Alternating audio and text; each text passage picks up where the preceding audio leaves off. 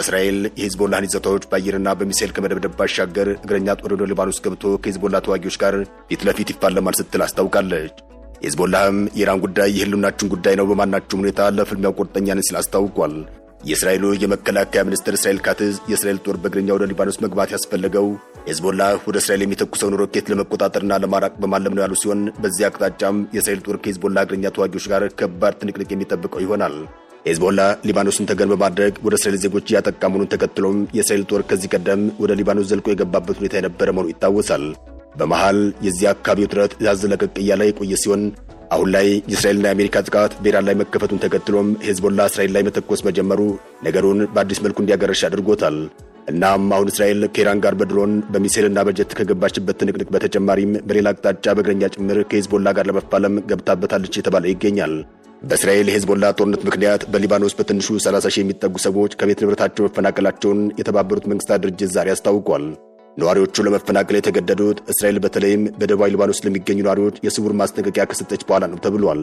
እስራኤል በተለይ በቤይሩት ደቡባዊ ዳርቻዎችና በሀገሪቱ ደቡባዊ ክፍል የአየር ጥቃቷን አጠናክራ መቀጠሏም ተዘግቧል። የተባበሩት አረብ ኤሚሬትስ፣ ሳውዲና ኳታር እንዲሁም ኩዌት ኢራን ጥቃት ኢላማ ከሆኑ የአረብ ሀገራት መካከል ሆነዋል። አሁን የአሜሪካና እስራኤል የተቀናጀ ጥቃት አነጣጥሮ የታየው ኢራን እንዳትተኩስ ማድረጉ ላይ ሆኖም ታይቷል። ኢራንን ማዕከል ያደረገው የመካከለኛው ምስራቅ ትንቅንቅ እንደቀጠለ ይገኛል።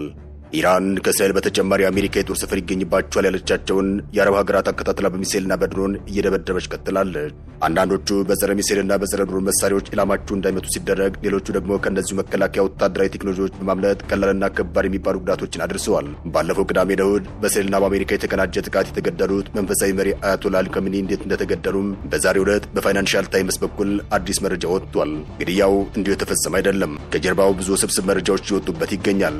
እስራኤልና አሜሪካ በጋራ በኢራን ላይ ጥቃት መክፈታቸውን ተከትሎም ሲደረግ ያለው የሊባኖስ ሂዝቦላ እስራኤል ላይ ሮኬቶችን ማስወንጨፍ መጀመሩን ተከትሎም እስራኤል ከኢራን በተጨማሪ በሊባኖስ አዲስ የውጊያ ግንባር ከፍታለች። አሁን ባለው ሁኔታ ጦርነቱ ከኢራንም ጋር እንዲሁም ከሂዝቦላ ጋር ሆኖ ቀጥሏል።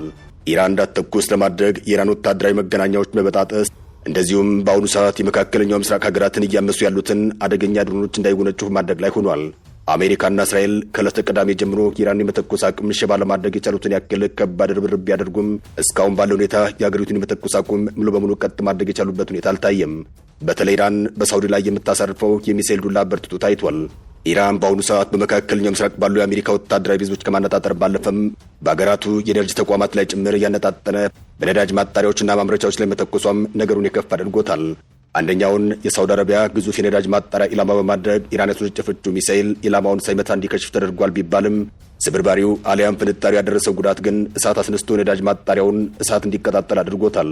ከዚህ ባለፈም የኳታር የተፈጥሮ ጋዝ ማምረቻ ጭምር የኢራን ጥቃት ኢላማ ሲሆን ከዚሁ ጋር በተያያዘም ኳታር በምህጻረ ቃሉ ኤልኤንጂ ተብሎ የሚጠራውና ለግዙፍ ኢንዱስትሪዎች ለቤት ውስጥ ማብሰያና ለሌሎች መሰል ተግባራት የሚያገለግለውን ሊኩዊዲፋይድ ናቹራል ጋዝን ማምረት አቁማለች። ከዚህ በተጨማሪም ኢራን የዓለም ዋነኛ የነዳጅ መተላለፊያ ከሚባሉት መካከል አንዱ የሆነውን የሆርሙዝን መርከቦች መተላለፊያ ሰርጥን በመዝጋቷ ምክንያት የዓለም የነዳጅ ዋጋ ወደ ላይ መተኮስ ጀምሯል። ኢራን በዚህ የባህር ሰርጥ አንድ መርከብ ቢያልፍ አነደዋለሁ በማለት በጥብቅ አስጠንቅቃለች። ከኢራን አብዮታዊ ዘብ ጥበቃ አዛዦች መካከል አንዱ የሆኑት ብርጋዴር ጄኔራል ኢብራሂም ጃባሪ አንድም መርከብ በሆርሙዝ የባህር ሰርጥ ማለፍ የለበትም ሲሉ ተደምጠዋል። ሌላው ቀርቶ ከመርከብ ባለፈም የነዳጅ መተላለፊያ ቱቦዎች ሳይቀር ከጥቅም ውጭ እንደሚሆኑ ይታወቅልን ሲሉም አስታውቀዋል። እንደ ፋይናንሻል ታይምስ ዘገባ ከሆነ አሁን ባለው ሁኔታም አንድ በርሜል ነዳጅ በቀናት ልዩነት ውስጥ ወደ $200 ሊጨምር እንደሚችል እየተነገረ ይገኛል። በዚህ መሃል የአሜሪካ የውጭ ጉዳይ ሚኒስትር የኢራን ዓላማ የሆኑ ሀገራትን ጨምሮ ከየመንና ከሱሪያ ሳይቀር ዜጎቹ በአፋጣኝ መውጣት አለባቸው በማለት አፋጣኝ ትዕዛዝ አስተላልፏል። በሳውዲ፣ በተባበሩት አረብ ኤሚሬትስ፣ በባህሬን፣ በኩዌትና በኳታር ያሉ የአሜሪካ ዜጎች በአፋጣኝ ሀገራቱን ለቃችሁ ውጡ የሚለው አጭርና ቀጭን ትዕዛዝ ከአሜሪካ ስቴት ዲፓርትመንት በኩል ይደርሳችሁ ተብሏል። ይህም በቀጣዮቹ ቀናት ይህ የሰሞኑ ትንቅንቅ የበለጠ ተባብሶ እንደሚቀጥል ማሳያ ነው እየተባለ ይገኛል።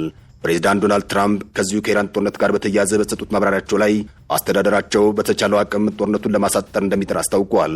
ጦርነቱን ማሳጠር ማለት ምን ማለት ነው የሚለው በራሱ ጥያቄ ሆኗል። ዶናልድ ትራምፕ ጦርነቱ በተጀመረበት ዕለት ቅዳሜ በሰጡት መግለጫቸው ላይ የጦርነቱ መቋጫ የኢራን እስላማዊ መንግስት ማፈራረስ መሆኑን ያመላክቱ መሆኑ አይዘነጋም።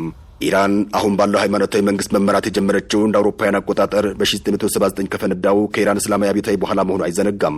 ይህ በእንዲህ እንዳለ የኢራን መንፈሳዊ መሪ አያቶላህ አሊ ካሚኒ ግድያ ጉዳት ዛሬም ድረስ እያነጋገረ ሲሆን በአሁኑ ሰዓትም ለዚህ ሰው ግድያ አዲስ መረጃዎች በመውጣት ላይ ይገኛሉ።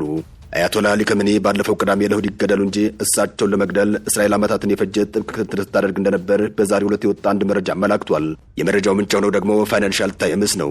የእስራኤል የግንኙነት ቴክኖሎጂ ጠላፊዎች በኻሜኒ ዙሪያ ያሉትን ሰዎች የመገናኛ ቴክኖሎጂዎች በሙሉ በመጥለፍ ረዘም ላሉ ጊዜያት እሳቸውንም በእሳቸው ዙሪያ ያሉ ሰዎችንም ሲከታተሉ እንደነበር ዘገባው አመላክቷል። ይሄ የመገናኛ ዘዴዎችን የጠለፋ ሂደት አሊ ኻሜኒን ለመጠበቅ የሚያገለግሉ የመገናኛ ካሜራዎችን ሳይቀር ያካተተ ነበር ነው የተባለው። እሳቸውን ከጠላቶቻቸው ጥቃት ለመጠበቅና በቤታቸውና ቅጥር ግቢያቸው ዙሪያ የተተከሉ ካሜራዎችም በእስራኤል ሀገሮች ተጠልፈው መረጃ አቀባይ ነበሩ ተብሏል። ሌላው ቀርቶ በመንገድ ላይ ያሉ የደህንነት ካሜራዎች ሳይቀር ተጠልፈው የኢራን ከፍተኛ ባለስልጣናት መግቢያና መውጫ ጭምር ጥብቅ ክትትል ይደረግበት እንደነበር ዘገባው አመላክቷል። የሆነው ደግሞ ለዓመታት እንደሆነም ተነግሯል። እስራኤል የኢራን መሪዎች የት እንደሚገኙ፣ መቼ እንደሚንቀሳቀሱና ማን ከማን ጋር እንደሚገናኝ በእነዚህ ካሜራዎች አማካኝነት ትከታተላቸው ነበር ያለው ዘገባው አያቶላ አሊ ኻሜኒ በመጨረሻም በጥቃቱ እንዲገደሉ ያደረገው ዕለታዊ ወታደራዊ ኦፕሬሽኑ ብቻ ሳይሆን የዓመታት መሰል ክትትል ነበር ሲል ፋይናንሻል ታይምስ በዚሁ በዛሬው ዘገባው ላይ አከታትሎ አመላክቷል። ያ ብቻ ሳይሆን በእስራኤል ሀገሮች የተጠለፉ የሞባይል መስመሮች ግንኙነቶችን ኢራን ከፍ ያለ መረጃ እንዲወጣባት እንዳደረግም የእስራኤልን የደህንነት ክፍል ዋቢ ያደረገው ይህ ፋይናንሻል ታይምስ ዘገባ አብራርቷል። ይኸው መረጃም ከኻሜኒ ባለፈ በአንድ ይሁን በሌላ መልኩ ከእሳቸው ጋር ግንኙነት ነበራቸው የፖለቲካና የወታደራዊ አመራሮች በቀላሉ ታድነውና ኢላማ ሆነው እንዲገደሉ እንዳደረገም ዘገባው ያመላከተበት ሁኔታ ታይቷል። አራተኛ ቀኑን የያዘው በአሜሪካና በእስራኤል ጥቃት የተጀመረው የመካከለኛው ምስራቅ ጦርነት በርካታ የአካባቢውን ሀገራት ለኢራን ጥቃት አጋልጧቸው ቀጥሏል። ዛሬ ማክሰኞ ከማለዳ ጀምሮም እስራኤል በቴህራንና በቤይሩት ወታደራዊ ኢላማዎች ባለቻቸው ስፍራዎች ላይ ተከታታይ የአየር ጥቃቶች እየፈጸመች መሆኑን አስታውቃለች። የሳውዲ መከላከያ ሚኒስትርም በሪያድ በሚገኘው የአሜሪካ ኤምባሲ ላይ በሁለት ድሮኖች ጥቃት መፈጸሙና መጠነኛ ጉዳት ማድረሱን ገልጿል። የኢራን የመንግስት መገናኛ ብዙሃንም በባህሬን በሚገኘው የአሜሪካ አየር ኃይል ማዘዣና የሰራተኞች ህንፃ ላይ ጥቃት ማድረሱን ዘግበዋል። የአሜሪካ የውጭ ጉዳይ ሚኒስትር ማርክ ሩቢዮም የአገሪቱ ጦር በኢራን ላይ የሚፈጽመው ከባዱ ጥቃት ገና እየመጣ ነው ሲሉ አስጠንቅቀዋል። ጦርነቱ ከተጀመረ ጊዜ አንስቶም 6 የአሜሪካ ወታደሮች ተገድለዋል። በኩዌት የሚገኘው የአሜሪካ ኤምባሲም በቀጠና የተፈጠረውን ውጥረት በመጥቀስ ዝግ መሆኑን አስታውቋል።